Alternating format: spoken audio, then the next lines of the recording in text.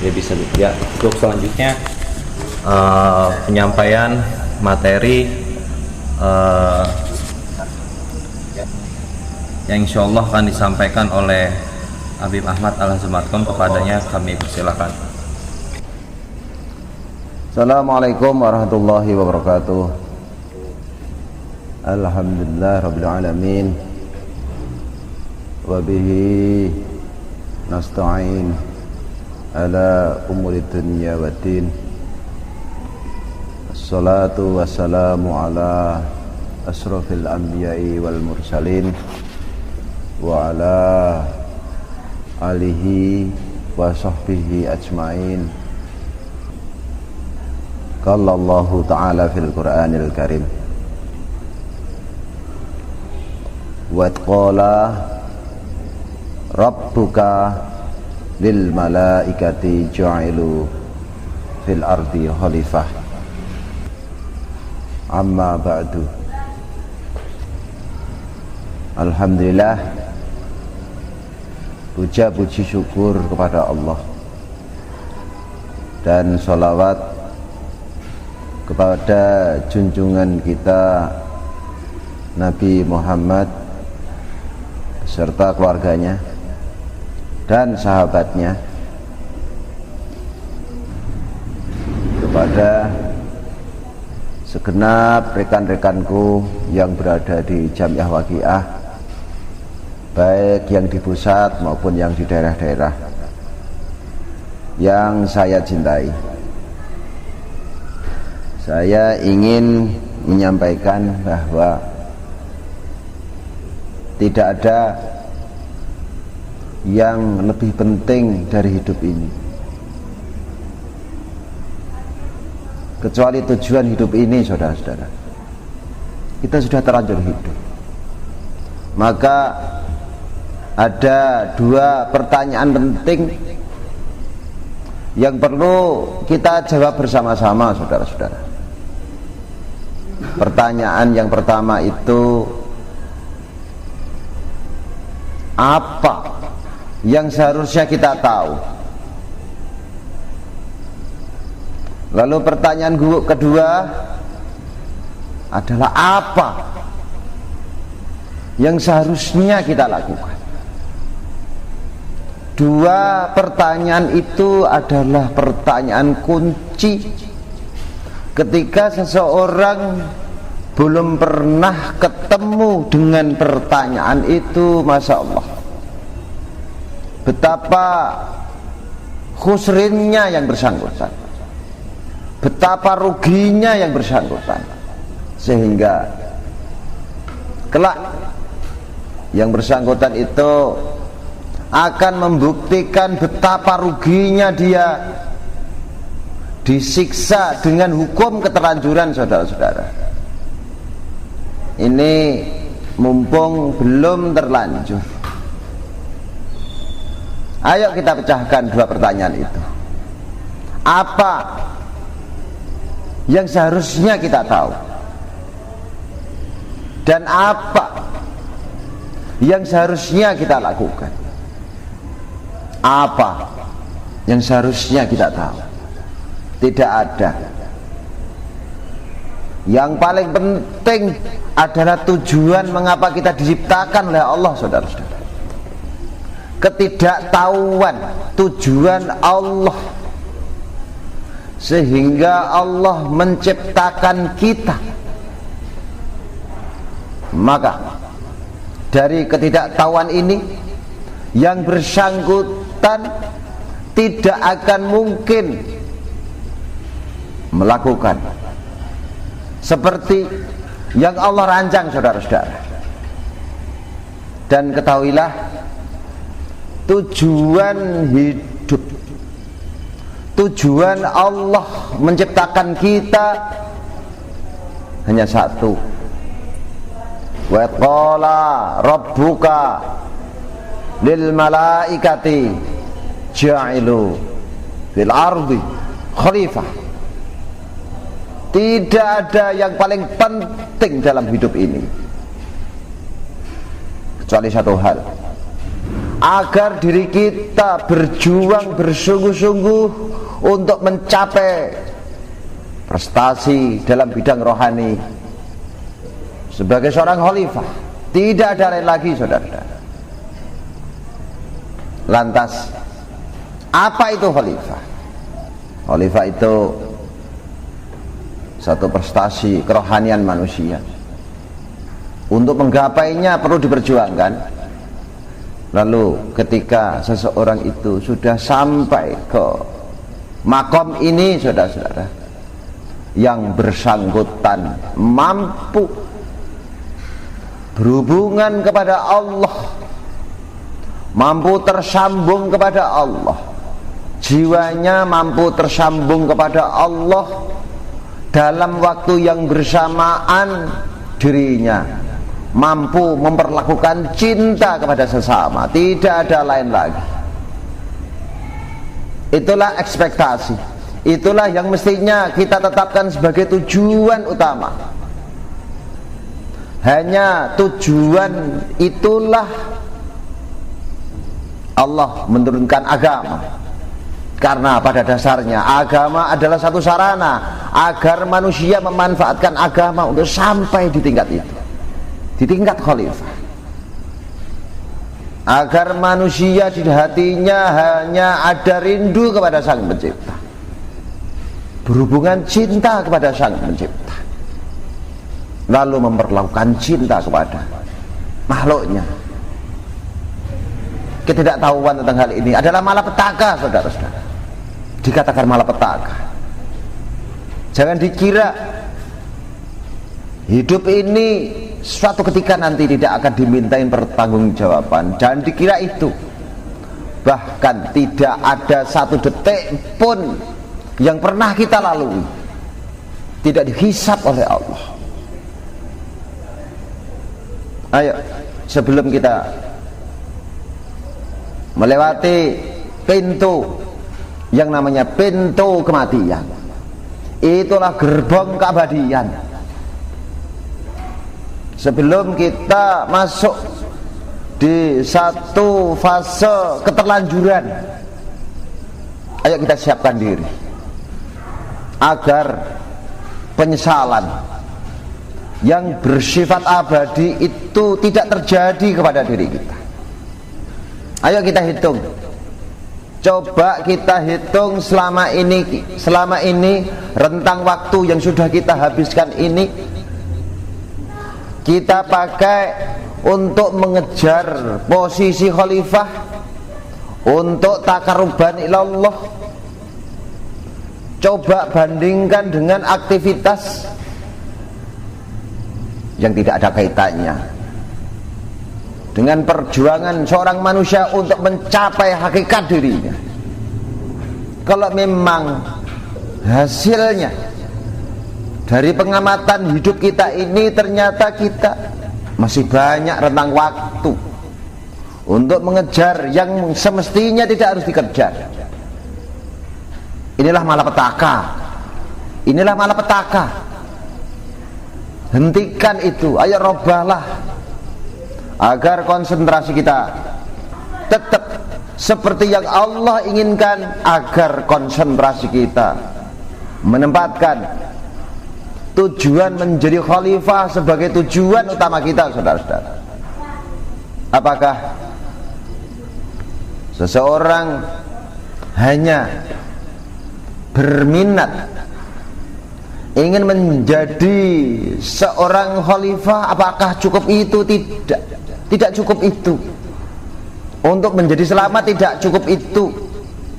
Masih banyak pengetahuan-pengetahuan yang perlu kita tahu, karena itu hal yang penting tentang khalifah. Apa itu khalifah? Lalu bagaimana untuk mencapai khalifah? Jadi saya katakan, khalifah itu adalah seseorang yang memiliki kadar penghambaan kepada Allah dengan berkadar tinggi, bahkan tertinggi kalau dibandingkan apapun jenis penghambaan. Dan hanya manusialah yang mampu menggapainya. Itulah khalifah. tanda-tandanya di dalam hatinya sudah ada perasaan rindu kepada Allah, tanda-tandanya di dalam hati sudah tidak ada rasa benci, sakit hati, marah kepada sesama. Itulah seorang khalifah. Seorang khalifah itu orang yang mampu usul kepada Allah dengan usul yang sempurna. Sepertinya jiwanya berkumpul di alam materi, sepertinya jiwanya berada di dalam tubuhnya, tapi hakikatnya seorang khalifah itu hatinya terus bersama Tuhannya, hatinya terus nyambung kepada Tuhannya dimanapun dan kapanpun. Itulah seseorang yang telah mampu melakukan as-sholatu daimah. Adalah sholat yang diidam-idamkan oleh seluruh para pengamal torekoh seluruhnya. Itulah sholatu daimah. Untuk menggapainya, tentunya seseorang itu harus melewati 3 fase. Yang pertama adalah fase penyucian jiwa. Yang kedua adalah fase penghiasan jiwa dengan asmaul husna. Lalu fase berikutnya menunggu tajalliyatnya Allah, sehingga kita mengetahui satu pengetahuan yang langsung dari Allah. 3 fase itu adalah keniscayaan. 3 fase itu adalah keharusan. Seseorang harus melewati 3 fase itu untuk mencapai tujuan puncak penciptaan kita, saudara-saudara. Tazkiyatun nafsi adalah bersihnya jiwa. Kalau saya gambarkan, hati manusia itu dicipta oleh Allah bagaikan satu ruangan. Ketahuilah bahwa ruangan jiwa, ruangan hati yang ada pada setiap orang itu adalah sebenarnya ruangan privasinya Allah. Sepertinya Allah bermaksud menciptakan hati yang diletakkan kepada setiap orang dengan tujuan agar dari hatinya setiap orang, maka setiap orang memanfaatkan hati tersebut untuk cinta kepada Allah. Hanya itu saja. Itulah tahtanya Allah yang paling dekat kepada umat manusia. Tapi ketika hati sudah dipakai untuk mencintai selain Allah, akibat kesalahan memanfaatkan ruang privasinya Allah ini, Allah marah. Dan semenjak itulah Allah tidak pernah mau dihubungi oleh manusia, saudara-saudara. Maka satu-satunya cara adalah pembersihan jiwa kita, agar di dalam hati kita hanya ada cinta kepada Allah saja, saudara-saudara. Kalau memang itu yang terjadi, itulah awal kebahagiaannya manusia. Ketika itu terjadi, sungguh dirimu hanya cukup dibiarkan saja. Suatu ketika diri kita itu akan menyaksikan betul betapa hebatnya diri kita, saudara-saudara. Tapi ketika hati kita sudah ada cinta selain Tuhannya, maka jangan berharap hati kita mampu mencintai Allah, jangan berharap. Maka hanya ada satu langkah, bagaimana Jamiah Waqiyah masuk ke penyucian jiwa, agar hanya Allah lah satu-satunya pihak yang patut kita cintai. Karena tidak ada yang paling layak kita cintai kecuali Allah. Itulah pemaknaan syahadat asyhadu alla ilaha illallah di level tertentu. Itulah harus kita capai, saudara-saudara.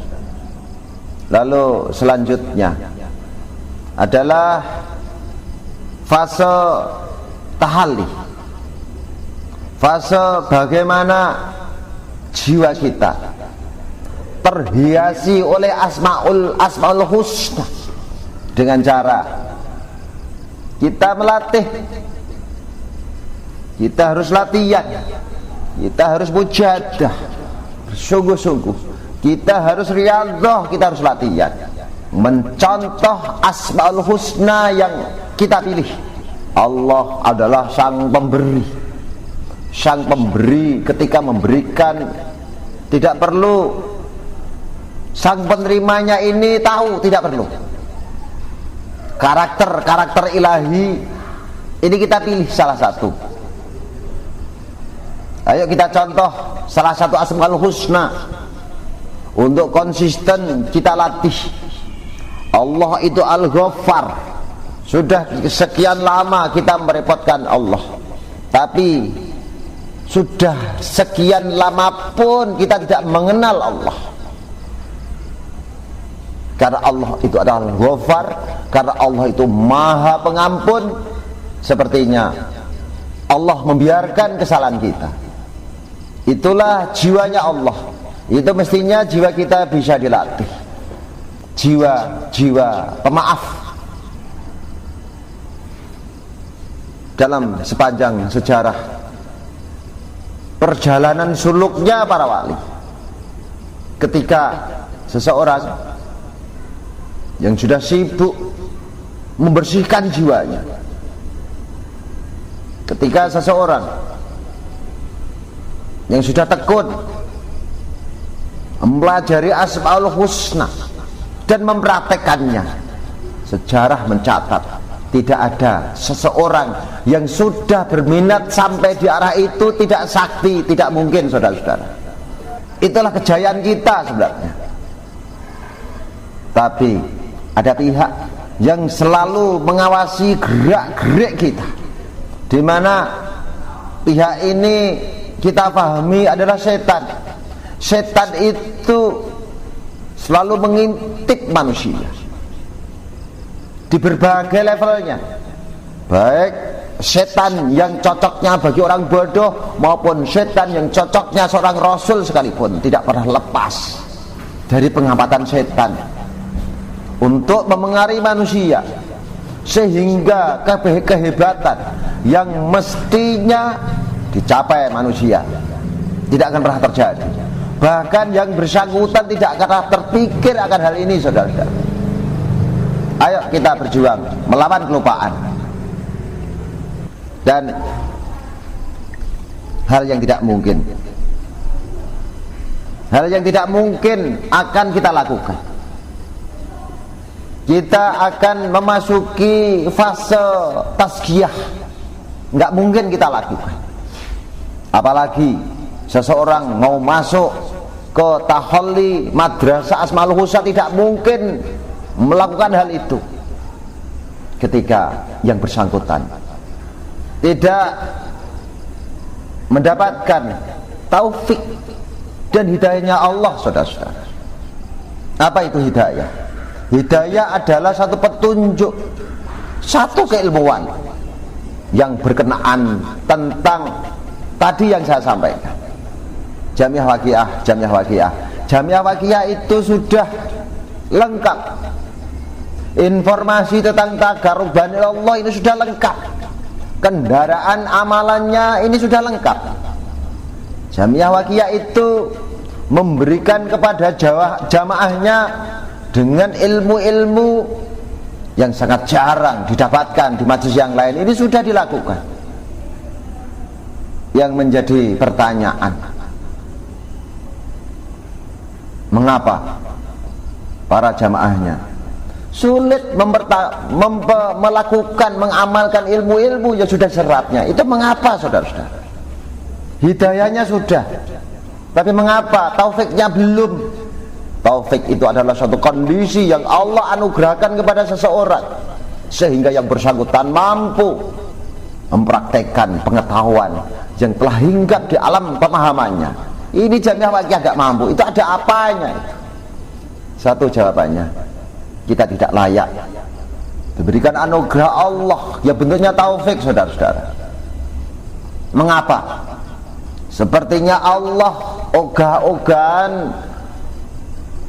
menurunkan taufik kepada jiwa kita, tidak lain karena diri kita masih membebaskan diri kita untuk melakukan berbagai maksiat, terutama maksiat batin, saudara-saudara. Mari dengan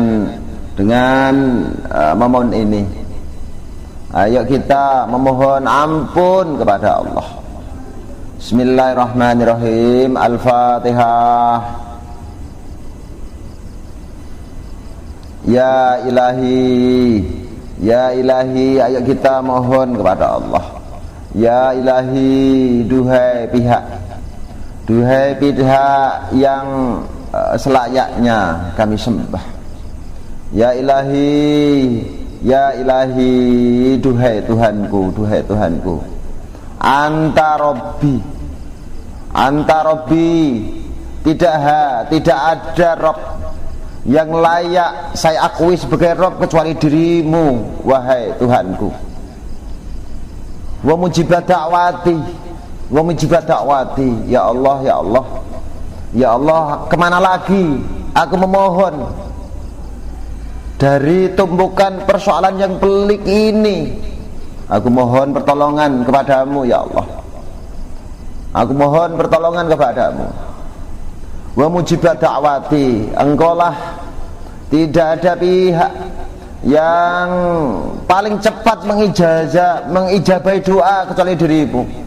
Aku ini umat Muhammad, umat yang paling engkau muliakan, tapi kenyataannya masih seperti ini, ya Allah.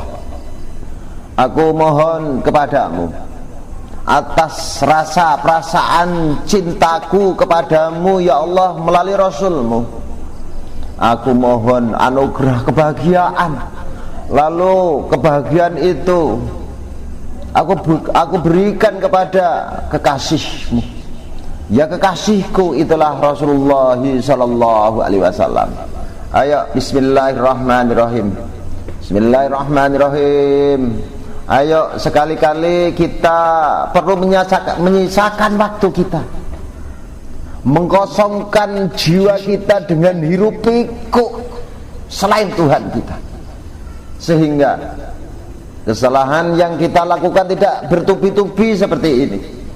Ayo ya ilahi, anta rabbi wa mujibat da'wati, ij'al farham mubina ala habibika wa rasulika habibina Muhammadin sallallahu alaihi wa alihi wasallam bi musyahadati dzurriyyatihi wa ahli baitihi wa man amila bi hadhihi sholawah tuqbalu du'ahum, ya Allah. Aku minta kepadamu, betapa persoalan duniaku semakin lama tidak semakin berkurang, malah semakin bertambah, ya Allah. Belum lagi persoalan tentang keimananku semakin rumit, ya Allah. Malam ini bersama saudara-saudaraku Jamiah Waqiah, aku memohon menundukkan kepala hatiku, mengemis kepadamu, ya Allah,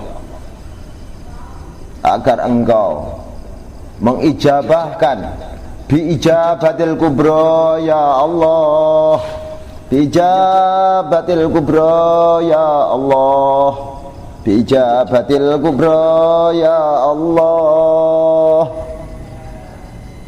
Ayo getarkan hatimu, demi persoalan yang teramat penting sekali, saudara. Ini tentang keselamatan jiwa kita. Ayo doakan, ayo kita berdoa untuk diri kita. Setelah itu, benarkah anak turunmu nanti selamat seperti yang engkau inginkan? Ini masih teka-teki besar ini, ya Allah. Ayo kita berdoa bersungguh-sungguh.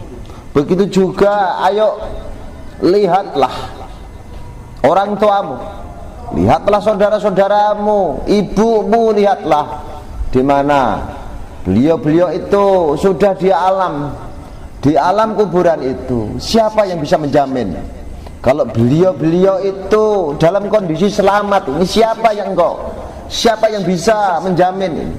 Barangkali pada malam ini terjadi sesuatu yang kebalikan seperti yang kita harapkan. Ayo kita berdoa dengan sungguh-sungguh. Doa yang sungguh-sungguh itu bukan jeritan bibir kita, tapi doa yang sungguh-sungguh itu adalah jeritan yang bersumber dari nurani terdalam kita. Ketika itu bisa berfungsi dengan baik, ijabah saudara-saudara. Ayo kita bersama-sama. Bismillahirrahmanirrahim. Ya ilahi anta rabbi wa mujibat da'wati, ij'al farham mubina ala habibika wa rasulika habibina Muhammadin sallallahu alaihi wa alihi wa sallam bi musyahadati dzurriyyatihi wa ahli baitihi wa man amila bihadhihi sholawah tuqbalu du'auhum istajib ijabatil kubra ya Allah, ijabatil kubra ya Allah, ijabatil kubra ya Allah. Ya ilahi anta rabbi wa mujibat da'wati, ij'al farham mubina ala habibika wa rasulika habibina Muhammadin sallallahu alaihi wa alihi wa sallam bi musyahadati dzurriyyatihi wa ahli baitihi wa man amila bihadhihi sholawah tuqbalu du'auhum istajib ijabatil kubra ya Allah, bijabatil kubra ya Allah, bijabatil kubra ya Allah. Wa sallallahu alaika wa ala alika ya sayyidal anbiya'i wal mursalin walhamdulillahi rabbil alamin. Al-Fatihah.